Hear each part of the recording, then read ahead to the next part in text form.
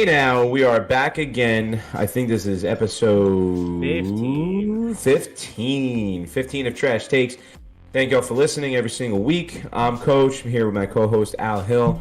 You can follow us at Trash Takes 3 on Twitter. You can also follow us on YouTube. I hope you're keeping along with us on every single platform you possibly can. Um, so we have, I wish the focus was all on the positive because, to be honest with you, recapping with my New York Mets, we are soaring, we are flying, we are thrashing and bashing every team that we come across lately, whether it's with the B squad, the C squad, the bench mob, the starters. It don't matter. We are just mowing them down one by one. Maybe drop a couple games here and there.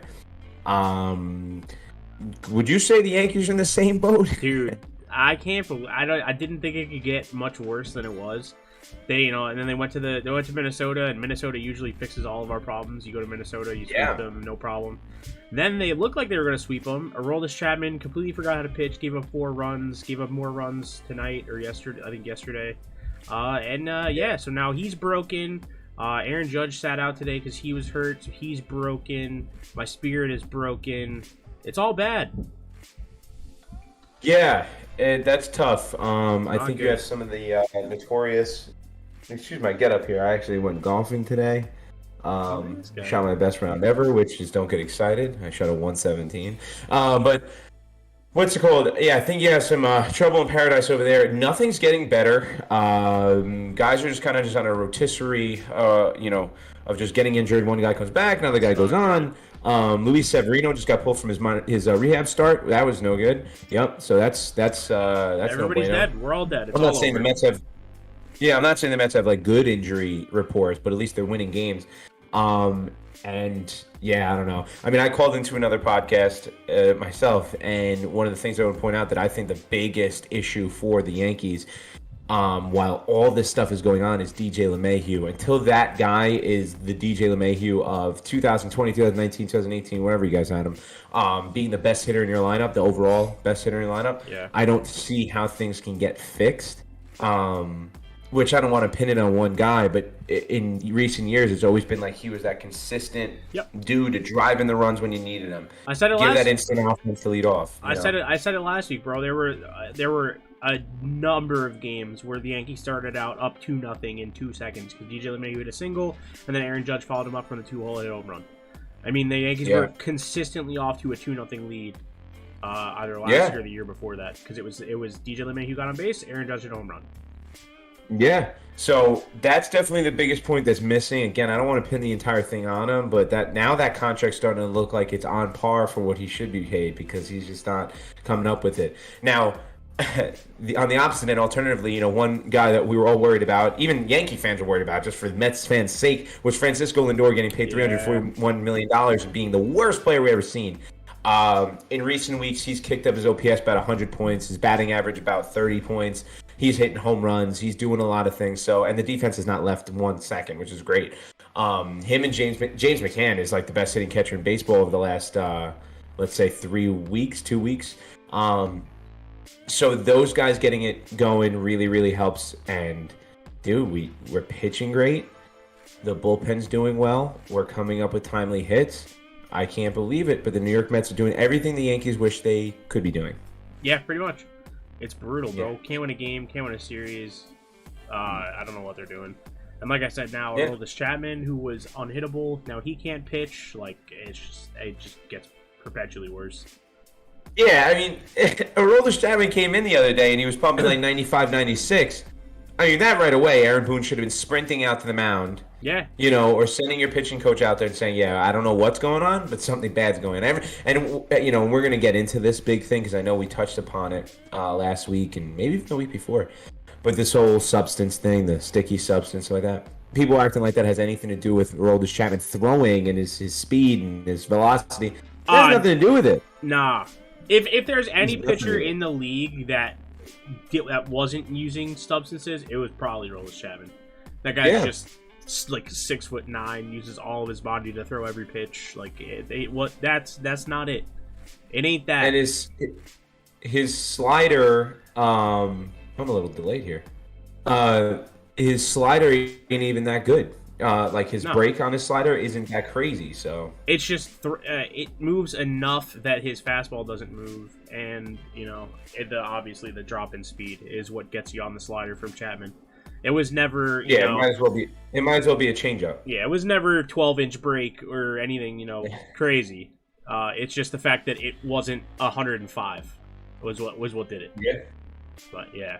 Yeah. No, Brutal. I agree. I agree. This week, as we're gonna kind of scoot into our favorite segment, I wanted to lead off. I got a big three for you, and I wanted you to tell me. Some of them are similar to ones you asked last week, but I'm taking it a step further. Okay? Okay. So I'm going to lead off. I'm going to dip back into basketball. We are in basketball playoffs. To ignore it would be stupid. Yeah. We have a New York team that's out there. And they're not a real New York team to anybody who has a brain, but they're the New York team. They're out there. So you said last week, cash or trash. The Nets should be scared about moving forward, right? I'm going to take it a step further. Cash or trash, Al? The Nets are fucked. Oh, dude, I got one of these in my cash or trash as well. I mean, without Harden, I thought they'd probably be okay. We still got two stars. KD is, well, he was always the best out of the three. So you still got KD and Kyrie to move the ball around. You're probably gonna be fine. Now Kyrie's hurt. They're fucked. That's cash, dude.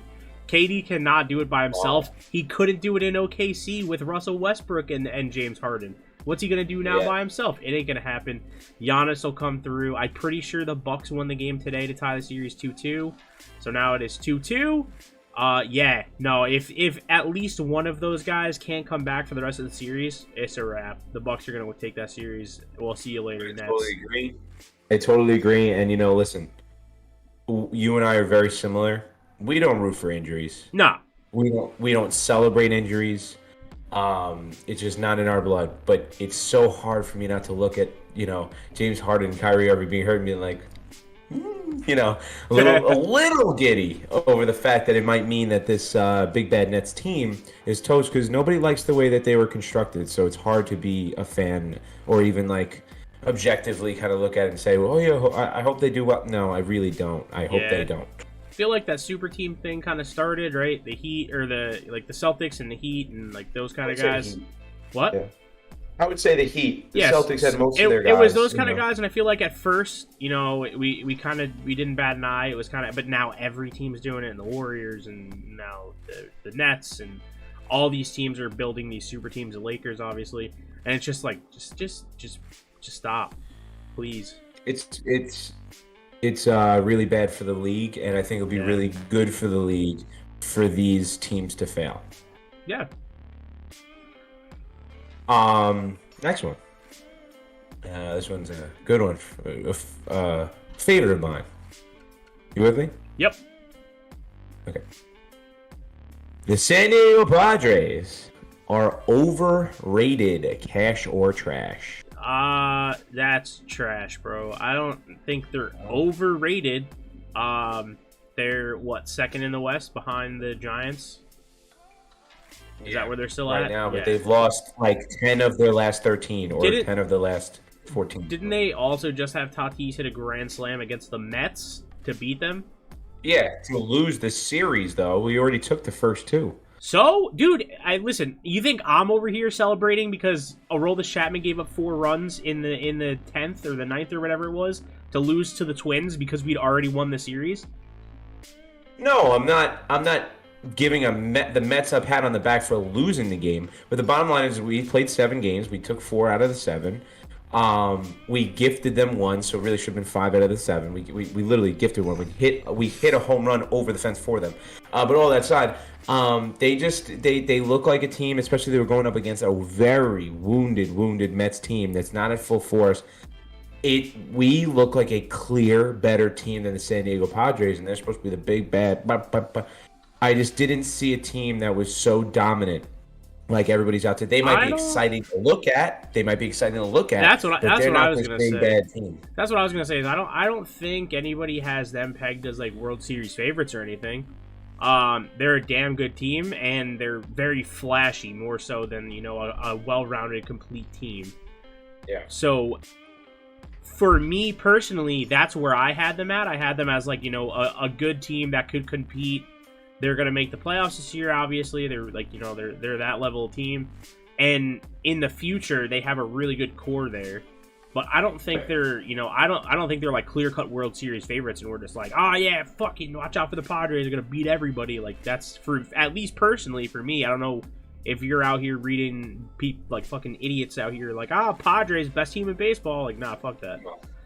Yeah, there's plenty of people that just they are way too on the Padres train for my liking. Not about it. And I think it's because type of you cut out for a little bit there. Whatever. What happened? You cut out for just a minute there. What I was saying is I see it a lot, and I think I see it because it's like the hot topic to talk about now. If it's cool to talk about the Padres, so people are doing it, and that's why I think it's getting it's cool. It's cool to talk about them too because, like I said, they're flashy. Tatis is going to go out there and he's going to pimp home runs. He's going to play really good shortstop, and it's fun to watch that. It's fun to watch him and Manny Machado and those guys. Yeah, no, for sure. I'll give him the fun aspect. Yeah. And then my third one, you can answer more than anybody. Aaron Boone will be losing his job after the 2021 season. Cash or trash? That as of right now, cash. Because as of right now, I don't think the Yankees are a playoff team. And for them to not make the playoffs in a season where they were supposed to compete for a World Series, they should be ashamed. Do I think they can turn it around? Yes, if people stay healthy and get hot and get right and pitch the way they should be pitching and everything else. Yes. But yeah, as of right now, he should absolutely be losing his job if it continues at this pace. I agree, and there's another aspect of it. Somebody pointed out, I forget who it was, but he had a heart issue. And if you notice, he's not arguing as much in his games. He had a pacemaker put in recently. And I'm wondering if also it'll be combined with the failure of the Yankees, I'm sure. But if maybe he himself will walk away from the position and do it a mutual breakaway because of, listen, it could be stress on him. He's dealing with something. It's possible. People kind of forgot about that. And it's fine. He's a younger dude relatively, to that aspect. So it's just something to think about that maybe they'll kind of both have a handshake type of, I'm not doing this anymore, and you should get somebody else. But we'll see. That's just one thing to bring up on that. Yeah, no, definitely possible. But I'm good on that. I had a big 3. And all right. You kind of hit the points pretty well. I figured you were in a position to answer a couple of them, but dude, the one I was really excited about was the Nets being 5. We've already hit on a couple of the same things. Obviously, I'm about to throw you some questions. I got my 5. So the first one, obviously, like you said, NBA playoffs. They're here in full effect. So gotta hit on them. Obviously, my first 2 started out with some basketball. Started off with cash or trash. The Suns are the best team remaining in the playoffs. Beat the Lakers. Made them look pretty bad. Was it because AD was hurt? I don't know. Now they're up 3-0. They look pretty untouchable. They're smoking the Nuggets. On paper, you just mean in general, like just straight up in general. They as of right now, they're the best team. They will win the chip. I'll say cash. They have the firepower, they have the defense, and they have Chris Paul. Chris Paul is the biggest difference maker on this team. Yeah. Devin Booker's obviously one of the best scorers in the league. He's unbelievable. But Chris Paul is the difference maker in this team. He always has been everywhere he's been. Yeah, exactly. It's no mystery why every team he goes to becomes a playoff team or beyond. And the funny part about that aspect, the funny part about you and I bringing that up and saying that's a reason why they're good and the reason why Chris Paul is an all-time great, that used to be a knock against him that he never won anything in LA because that team was so good. And it was actually a relatively fair knock because that team was so solid they should have won.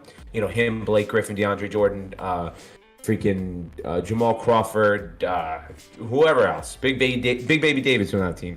Anyway, so That used to be a knock on him, and now it's turned around saying, no, this dude's a first ballot Hall of Famer, obviously, but a first ballot Hall of Fame because every team he's gone to who had a low percentage chance of being who they ended up being, they ended up being this top team. You know, Yeah. when he was on the Thunder, dude, they had a 2% chance of making the playoffs. Two.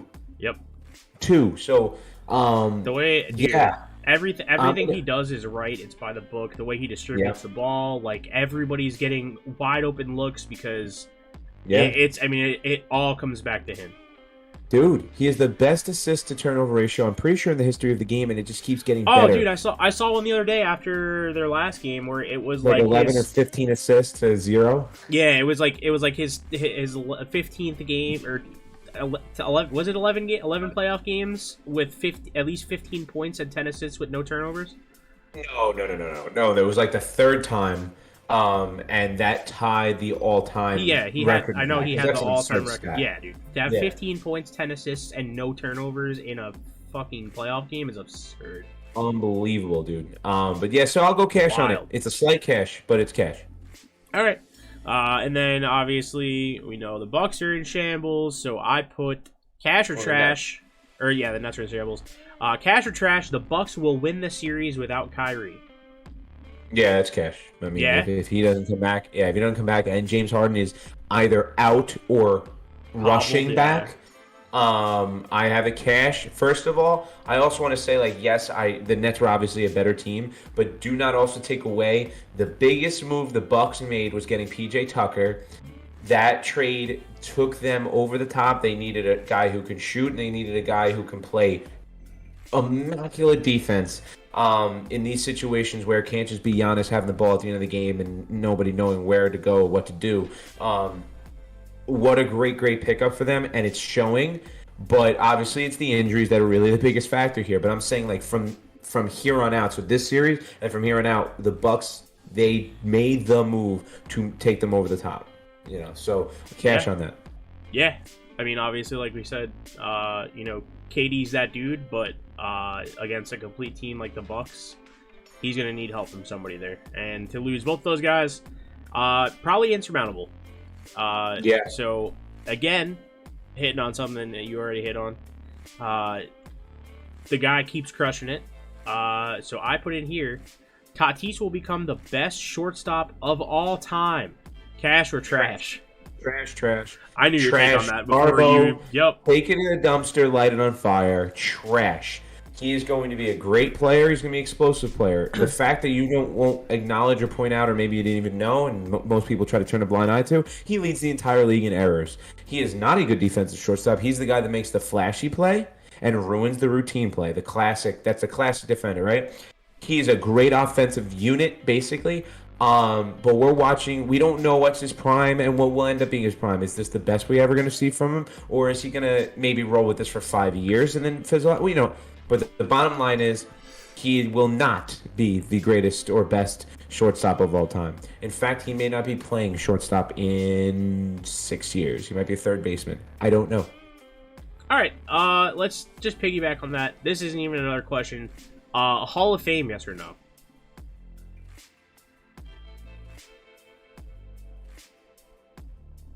Yes, he's got to stay healthy. That's fair.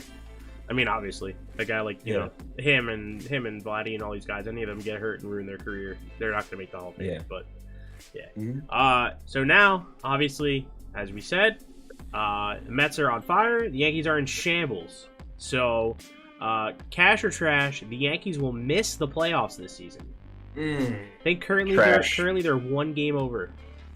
Trash. I'm not there yet. I want you to actually ask this question periodically, like every 2 episodes or 3, because our answers will change every episode. The way the Yankees are playing. Exactly, dude. I cannot pull the trigger on as much as I would love it. I don't want you guys sniffing in the wild card. But with the 2 wild cards and the division, you don't know how things will balance out. I'm just not there yet to write them off as a non-playoff team, even with this horrific stretch that does not seem like it has any chance of coming out of it. I'm not there yet, so let me go trash for now. That's fair. At the very least, we're hitting this rut now, and then we get the All-Star break to ideally get healthy. So hopefully, there's a chance And if we're this streaky, if we get streaky at the right time, we could just sweep the playoffs or some dumb shit. Exactly. I've seen stupider nonsense. And to close it out, just a fun one. This guy has very quickly become probably my favorite player that isn't on the Yankees, and that's Cash or Trash. Vladdy wins the home run derby this year. We're getting to that time, middle of June, right? Coming up on the All-Star break. So Vladdy wins it again. Yeah, you know what? I have no reason to say Trash. It would just be the unfun answer. So I'm gonna just go to Cash. Why not? Yeah, it would be cool to see. He's definitely doing it. He's definitely doing it. Dude, he's got 21. Yeah, exactly. Dude, I said I'm gonna keep patting myself on the back here. Every episode, every chance I get, I said it at the beginning of the season. The guy lost 40 pounds in the offseason. Now he's hitting 340 with 21 homers before the All-Star break. That's a freak. Yeah, dude. I think that would be great. It'd be fun to watch. So why not just go Cash on it? Dude, he's got one of those swings too, like you ever like Prince? You ever watch Prince Fielder highlights? Whenever he's one of those guys where when he hits them, you're just like, oh shit. Mm-hmm. Yeah, well, Prince was so violent in his home runs. He fucked up his own neck swinging too hard, dude. That's what I'm saying. Like you knew, like he was an injury waiting to happen because, dude, I mean, those balls were absolutely massacred. So it was wild. Cash on that. It's a fun one. Yeah. All right, yeah, dope, bro. That's all. That's my 5. I know you had 3. Another classic Cash or Trash segment. Yes. We were able to dive into a little bit on baseball, and honestly, like I said, I feel like I'm always catching myself falling into this like realm where I want the focus of my team to be the fact that they're playing so well, and I think it is. I think the main focus is they're playing so well. But you were, I don't know if you came across this, but recently, the biggest controversy in all of baseball, maybe in all of sports, baseball. Is this whole sticky substance thing with the pitchers? It's the next cheating scandal, or the next steroids for this era, even though it's been going on forever, presumably. So it's been a big talk of the town, every town, in New York because of Garrett Cole and stuff like that, and all these spin rates and all this stuff. Now they've been interviewing and asking all players and managers and different people their opinions on it, their takes, and pitchers and batters, and where you're at with it. What do you think about this, then the third, and how do you feel about the sticky substances? So eventually it got to a man on our team, one of our favorite players, Pete Alonso, who also likes to have a big voice within baseball. He likes to be the big personality. He likes to be a leader among men. That's just the way he likes to be. And he got asked, how do you feel about the potential that I think it was because of Yu Darvish might have been using pine tar, so-and-so might be using pine tar, where's your stance on this, like that? And he came out, and honestly, everyone else loved his answer. I actually hated his answer. So Pete Alonso came out with a couple things. First of all, he said, everybody, forget it, let them use it. He said, let them use whatever they want. I want these guys throw 99, 100 miles an hour, 98 miles an hour. I want them to have as much control over the ball as possible. I don't want to get hit. You saw what happened to Kevin Pillar. That's our guy. Yeah. His face exploded. We don't want any of that. Use the pine tar. I'll check off that point for a second. I think that's asinine because, first of all, when somebody says, oh, just let everybody use whatever they want, everything, that comes off as somebody, and I don't want to say this, it comes off as somebody who's also trying to either hide something from himself, that he's doing something that's not right, or maybe covering for somebody else he likes, knows, is boys with, is teammates with. So that's always a scary rhetoric for me when a player goes out and says, let them do what they want. I'm sure a Yankee would do that. Hey, let them do what they want. Like my buddy Cole's using. So that's always nerve-wracking for me. But then he went a little further, Al. So it wasn't about let them use whatever they want. He took it a step further and saying, hey, the focus shouldn't be on these sticky balls. The focus should be on MLB manipulating the baseballs, juicing them, unjuicing them, and however they're doing. And now, when he says that for you, your natural reaction is like, oh, because he's a batter and he wants consistent baseballs. So his concern is he wants consistent baseballs because, he just wants whatever. He wants consistent gameplay, and he wants to know what ball they're using, and he wants to know Doesn't want to be too difficult for him, and he wants it to just be universal, right? Is that how you would take it? He just wants it to be cleaned up and not be all over the place. Yeah, sounds about right. I mean, Right. obviously we've seen the home runs jump like crazy, and obviously they're doing something. So Right. it makes and they sense. dipped it down, which offense is down this year because they dead in the ball.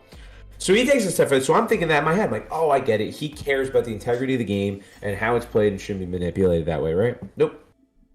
So he took a step further than saying that MLB has been manipulating baseballs for years, decades, whatever it is, and they time it based on what the next free agent class is mostly consistent of. So whether it's pitchers or hitters, and they will juice or deaden the ball based on that to try to get the players to get paid less. Yeah. So he's saying go look at the timing of when they juiced the baseball. I guess 2018, 29, whatever. Like we knew for a fact they were getting juiced, even though they've been getting juiced since like 2015. Mm-hmm. But he's saying look at the free agent class. That was the like what? Oh. Yeah, it was all starting pitchers that were coming up in that year. I think it was the Verlanders. I think Garrett Cole was. I'm telling you what he said, and I think it ended up aligning. Because that timing feels like the same years that it was like Machado, Bryce Harper, Mike Trout. No. Mike Trout was 1 year later.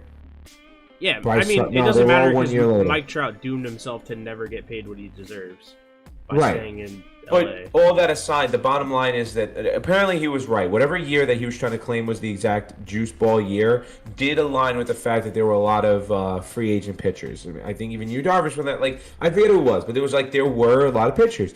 And then he's saying, look at the free agents class coming up now. All these shortstops are getting ready to hit the market. What do? They deaden the ball. So if you're a conspiracy theorist and you want to go that route, those evidence do align with each other. But the thing that he's not thinking about, it doesn't work. Everybody gets paid. Everybody's gotten every dollar they could have ever asked for. Every single era where the income, salaries have increased. They just keep jumping up. Francisco Lindor's coming off his worst year of his career. It was only 60 games, but the worst year of his career, and he got paid $341 million. It doesn't. It was such stupid logic, and you can tell me if you kind of like his conspiracy theory or you also think it's stupid. But think about it. Nobody pays you based on just your production. People pay you on your production versus against the other players at your position. That's the whole point. They try to determine how valuable are you. So, idiot. If everybody's got a dead ball and you happen to play better than the next guy played with the dead ball, you still warrant the dollars to be paid. You know what I mean? Like, it's just a stupid thing, and he went to this whole conspiracy thing. And the reason why I'm so mad about it, and again, I'll bounce over your reaction on it. The reason why I'm so mad about it, because he started like really going after MLB and the owners, and saying the owners do this.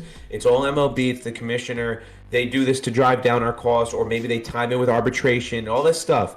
But, dude, you want to know what that really screams to me is that this battle during the next collective bargaining agreement, which comes up next year, is going to be so bad that we're going to have a work stoppage and we're not going to be watching baseball. Yeah. I mean, obviously, I said this before to you that I had not heard this nonsense that Pete Alonso was spewing. Stupid. I've said it before. At this point, I think it's beyond... It's beyond the point where you can manage it. So I'm all for the let them use whatever they want thing. I don't think there's any way that MLB can crack down on it. Now, if you want to ban very specific ones, I'm all for them using, sticky shit on their hands.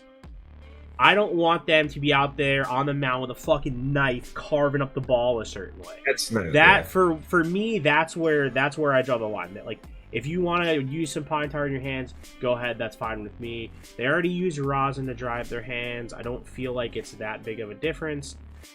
But like I said, once it comes to doctoring the ball, I don't want a guy with sandpaper on the ball, and we're gonna take 6 minutes in between every inning. Because this guy's going to make sure that the scuff mark on the right side of the lace, directly underneath the MLB logo, is exactly 1.2 inches long because that's the way he likes it. Like, nah, fuck that shit. You know how fucking specific baseball players are. They're fucking lunatics. They're absolute maniacs, and you know that some shit like that would happen. We'd have, you pointed out the Soto shuffle. We'd have shit like that on the mound, like, Nomar Garcia par in between each at bat, fucking fixing his batting gloves 3 times. We'd have that kind of shit on the mound where this guy's like, I need a new baseball. I'll throw a new baseball out. He pulls the thing out of his pocket. It's like, no, see, fucking, I don't know. Scuffing it down. I don't know if that's as prominent of an issue, but you know what the problem is with the sticky stuff is. If it's really about gripping the ball, why is rosin not enough? Why do you need all this extra stuff? Why is it rosin and suntan lotion? Why is it pine tar? Why is it this spider stuff, whatever they're calling it? So that's where it's like, to me, it's like, dude, we already gave you a substance to help. If you're using something else, it means it's way more effective and it's doing other shit. So that's where I can't just be like, hey, let everyone use everything. We literally gave you a bag of rosin to help with this stuff. You want to take it the next further with suntan lotion? Fine. But now we're going into like pine tar and it's like the Spidey stuff. I don't know what the hell they keep talking about. Yeah, spider tack or something. There you go. That can't be allowed. Like, stop. We know why you're using it. It's not for grip. It's for your spin rate. But all that aside, what I do think is a possibility, and again with this whole CBA thing coming up, is maybe the owners trying to make the players look like bad guys by now starting to go after the pitchers and all this stuff and pin the batters and the pitchers against each other, right? Because, oh my gosh, these guys are cheating, all this stuff. So that when it comes up, they're not as, I guess, unified in the CBA when it comes up, instead of standing there, keeping their stance strong in the union and stuff like that. That's the furthest I'll go with the conspiracy theory. But what I don't like, and again, Pete Alonso's my guy. He's a Met. It's my dude. I'll defend him to the end. What I don't like is them feeding more into it and basically guaranteeing to the fans, hey, I'm letting you know this is going to get ugly between us and the owners. We think that they're all liars and conniving and doing things behind the scenes and whatever. And him bringing up this little conspiracy thing and pinning on them just screams to me that this is going to get really ugly. And when he has these public, I guess, discussions like that, it totally makes it worse. Yeah.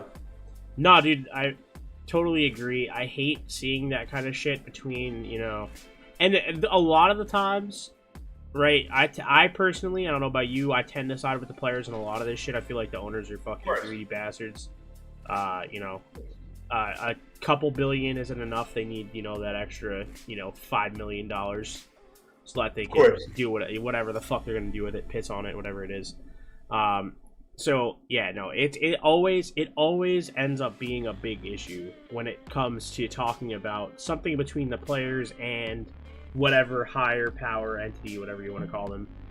It is, whether that be the league, the officials, the owners. It always ends up being a big problem whenever they start talking about that kind of shit.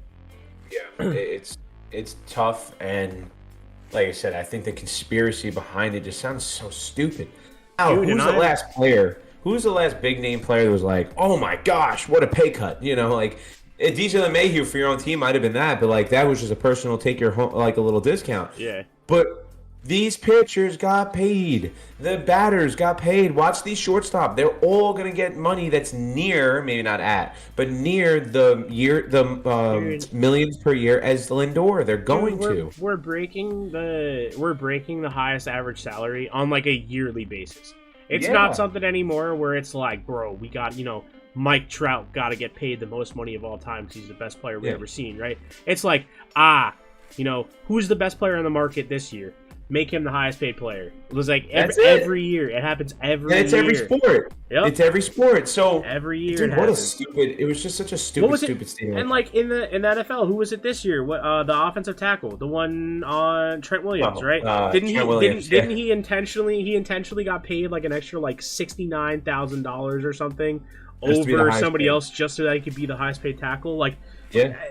It happens every single year. Somebody breaks, at least at one position, somebody becomes the new highest paid at that position. It happens every year. I wouldn't be surprised this year if it's Vlad Guerrero. Like, I don't know where his contract's at. I'm sure the Blue Jays are dying. I'm sure, dude, it doesn't matter. I'm sure at this point he's hitting 340 with 20 home runs. I'm sure the Blue Jays are dying to get that guy locked up. That's true. Like So I that's what the mean, Padres did with Tatis. exactly, dude. I'm sure they're dying to get this guy locked up before he even has a chance to sniff the free agent market. Like, he's going to end up with some crazy contract. It's the same thing. You know, all these guys, players are getting better and better and better every year. We're starting to see it. And every year we get the same thing. These guys get paid more. Somebody breaks the new record. You know, it's not like, oh yeah, they're the man's trying to keep us down. Like, Yeah, bro, Pete, you're probably gonna get 35 a year next year. Like, Yeah. let's tone it down just a little bit. I mean, if Pete Alonso wants to pinpoint reasons why, you know, salaries get manipulated down, or not manipulated, just like they might take a hit, dude, go yell at the small market teams that are still owned by billionaires who could still shell out the proper contracts and be in these bid wars. Yep. You know, listen, I complained about the Mets for years for being one of them and acting like a small market team. But they're all owned by billionaires. They could step in at any time and offer the Mike Trout's money and still be walking away with cash every single year. Dude, we've been So you want talking to get about mad it with at any the owners? Rays. What's that? We've been talking about it with the Rays for forever. The Rays, the Royals, the Pirates. If the Rays ever really want, like, we talked about it earlier this year, we expected the Rays to be garbage because every time they get close, they just let all their best players go, so they don't gotta pay anybody. They can do the same thing. Just give them the money. It's not like they're not making anything. And you're making so much money, and you don't even have fans in the stands, but you're all billionaires. You all can shell out the contract. So, Pete, if you want to attack owners in that sense, please, by all means, go do it. I don't want you to anymore because, again, we're fans. We want to see baseball. I'm not saying that the players just have to get on their hands and knees, you know, to kind of just concede to whatever the owners say, because that's also how we end up with really stupid-ass rules in baseball. But at the same time, I don't want it getting ugly where now you have egos that are going to, because that's what it comes down to. Egos are going to get involved where you're just going to want to stick it to the next guy, right? The union's going to want to stick it to the owners going to want to stick it to the players are going to want more from the owners are going to want more from the players. So it's going to get ugly, and it's just sad because we went through a whole year of basically no real baseball, the 60-game crap that we watched. And then while getting excited, at least me, maybe not you, getting excited about my team finally with the new owner and stuff like that, I may not be watching another full season after this and for who knows how long. That's just, it sucks. It just sucks with that being on the horizon because I know football, they're not going to go down that road. Football's going to be perfectly fine. Yep. They're going to come out of it, no problem. I think basketball's coming up too. I think they're all coming up relatively at the same time. I feel like the NFL had to have just done something, though. They just extended No, the season. it comes up the same year, I think, as I'm almost positive as baseball. I thought the NFL did it like 2 years ago because they had to have put something in the CBA for the 17-game season, no? Where it would have been wasn't it last year? Yeah, wasn't it? It had. I think they had to have just redone it. There's no way. I can't remember if they just redone it or no. They didn't do it. Looked it up. They didn't do that yet. I don't think. I'm looking at it. Well, yeah. I think that was just a straight up like CBA? separate proposal. Building on the progress since the 2011 deal and enhanced collaboration between the NFL So and players coming up this year. is in place through the 2030 season. Oh. It came out last year. It's a 10-year deal. That's what I was saying. Because they made the deal and then they were like, oh, part of the deal is next season we add another game. Yeah, no, they might keep it though. So, all right, so theirs is done, and they didn't have no work stoppage. So, MLB's gonna have one. It sucks. It's trash, and I hate that my own players that I love very, very well are kind of feeding into that stuff. Again, I don't want them to be the weak ones who just get steamrolled and given whatever the owners say and stuff like that, but it just sucks. I wish there was like a voice of reason who can kind of, you know, bridge the gap on both sides, which you know that's not how it works, but I'm just saying, I wish that could be it. It's weird too because it feels like the NFL always like threatens these strikes, right? It feels like the players are always like, we're just not gonna play. You can't just, you know, put us out there for 16 games. We're beating our bodies up and blah blah blah, and then all of a sudden, you know, that just no problem. CBA gets passed. You know, they make some kind of compromise. Like last year, like I said, it was, you know, we don't want to play preseason. Okay, well, give us an extra regular season game. And then, you know, the pay scale goes up and whatever else. And they always end up coming to an agreement. But in the MLB, like, these kind of talks are way scarier than the NFL. It seems like, you know, the NFL, they start to threaten stuff and you're like, yeah, we know it's going to be done and it'll be fine. But Baseball. but in the MLB, dude, it feels like as soon as the players start talking like that, and you're right to bring it up, like as soon as Pete Alonso starts like taking these jabs at either the owners or the league, and they're like, like listen, man, like these guys, why we're not getting paid enough, and he's pulling out this this conspiracy theory and all this shit. It's like as soon as you start hearing that, you know it's bad news. You know what the problem is? Like, let's take this a step further. And I know he's not referring to Steve Cohen because Steve Cohen just became an owner recently. Of course. But the bottom line is he's still an MLB owner. He's still the owner of the Mets. So when you take shots as, oh, the owners do this to manipulate what they pay us. Again, I know there's an underlining like kind of hint that he's not talking about his own owner because Steve Cohen, one, just shelled out a $341 million contract, no problem. And two, he's a new owner, so any of the antics that the owners are doing had nothing to do with Steve Cohen. I get that. It's understood, it's underlined. But like I'm sure Pete Alonso won't be the only person to speak out. So it's like, how do you comfortably make these shots, these statements, when your own owner of your own team is obviously going to be in contact with you? You are speaking about them in some capacity. It's not like you know, unless you specify besides mine, you know, like they're the guys that shell out contracts. They're the ones who work with the commissioner to come up with rules and changes to rolling baseballs and all that stuff. So it's like you are talking about your own owner too. So does that not become a sticky, I know, no pun intended, sticky situation internally in the organization when a player like that starts talking about the owner? It's weird too, because like it feels like all of these guys at any level in professional sports, like any name anyone, all of them are like so I don't know the word for it, but like they're like so frail, they're so fragile, right? You start talking about any of this and they get super offended, and you know, anytime any of like an NFL star, right? Now this is coming from my point of view, right? If I'm an NFL GM, I'm just saying NFL because NFL. Julio Jones is what comes to mind, right? If I'm an NFL GM and they come to me and they're telling me that, you know, they're going to field calls for a trade, it feels like me as an NFL GM, I'm not doing my job if I'm not listening to these calls. At the very least, listening to them. It doesn't matter who you are, right? If I and maybe it's like a communication thing, or I don't know what it is. I feel like if I'm going to tell this guy, like, hey, listen, you know, this guy called me about a trade. It's nowhere near what I think you're worth, and you're not going anywhere unless I get an obscene package, right? I feel like these players get super butthurt, right? Julio Jones was, like, super upset when the Falcons were fielding calls, and it's like, dude, like, these guys aren't going to trade you for nothing. They know that they need to get what you're worth. And I feel like as a GM, it, like, in the NFL, I would be like, hey, listen, you know, whoever it might be, whatever starting, Russell Wilson, Aaron Rodgers, one of these guys. Hey, listen, this team called me about your availability. I told them it's going to take like 6 first-round picks for you to move because, you know, you're our guy. We want you here.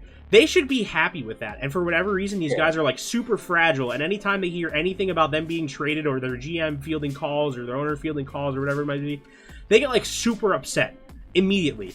And I feel like a GM or an owner should just go over to them and be like, hey, listen, you know, we are fielding calls. It's right. That's my job as a GM. You're not going anywhere unless we get a ridiculous package. You're our guy. We want you to be here. And for whatever reason, these guys have such a big issue with owners and GMs fielding calls like that. It makes no sense to me.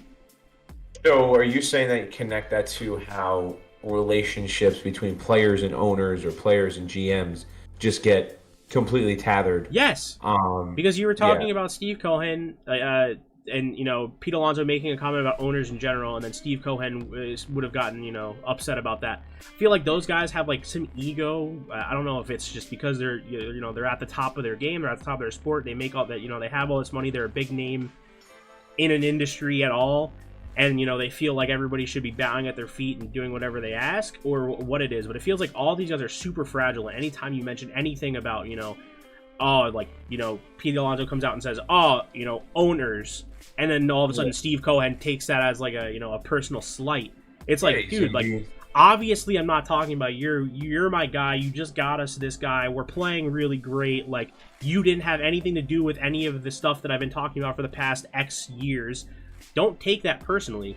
And I feel like that happens a lot in sports for whatever reason. And I was just pointing out, how it works in the NFL, how it seems to work in the NFL constantly. Yeah, it's tough. I mean, listen, unfortunately, when you're dealing with human beings, you're gonna have human emotion that gets involved, and it Yeah, shouldn't be. It should be all business. It should always be all business. that's what I'm But at saying, the dude. same time, here's the flip side of that. How do we, even us fans try to look at things like, oh, you got to be smart about this, take your emotions out of everything, focus on what makes you a good team. And if we need to get rid of our best players and our favorite players and all that stuff, it's no big deal because it means we're close to a championship. And I know you're in that boat, especially in Jetland, right? Yep. You'd do anything for a championship. But I'll tell you right now, I'm just as desperate for a championship on Mets side. I'm still just as desperate for a championship on the Giants side, even though I saw two of them. I don't care. I want another one. Oh yeah, dude. Knicks, forget it. But dude, stop it. We are all emotional people. We root for other grown men who wear laundry. I know. And just because it brings us happiness or sadness when they do good, better in between.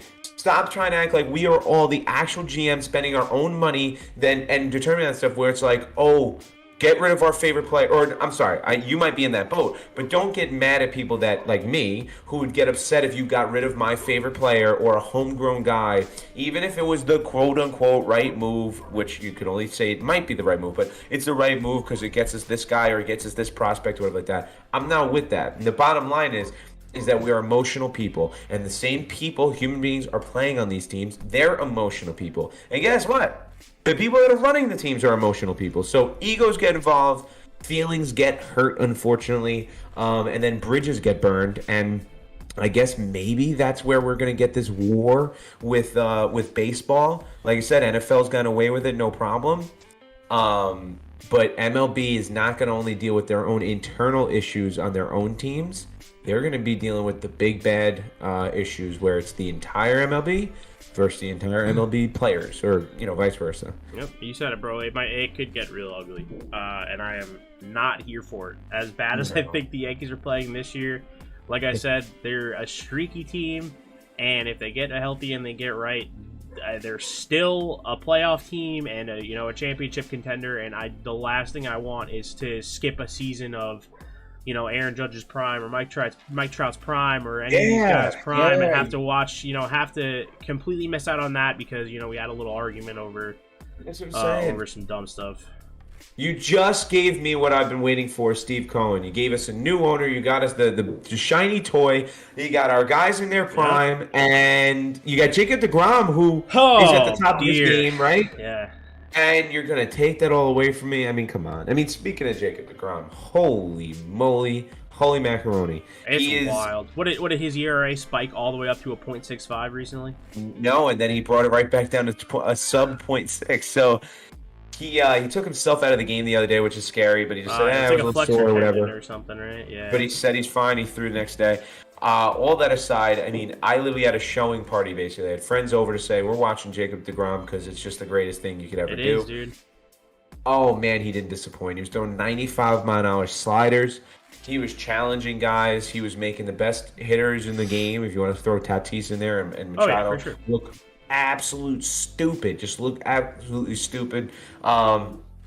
And it feels like on a weekly basis I have to say something about this guy because we're literally watching, which I think at the end of the day, hit me with a cash or trash next time, I think at the end of the day might be the best pitcher anyone's ever seen. How about that? Oh, dude, it's entirely possible. I mean, we saw for a number of years it was like Clayton Kershaw and Justin Verlander who were very clearly the best, in some order, pretty much every year.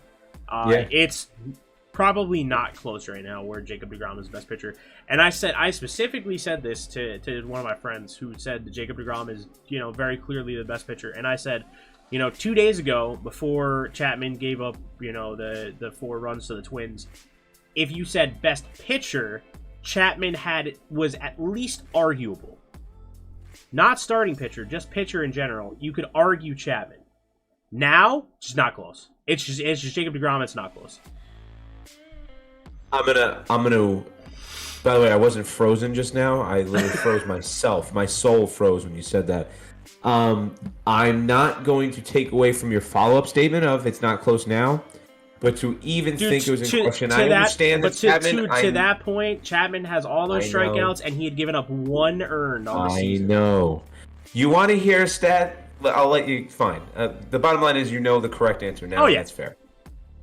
Want to hear a wild stat? And honestly, I'm good. Like, I'm going to end. I possibly just land everything on this, but I will end on my side on this. Okay?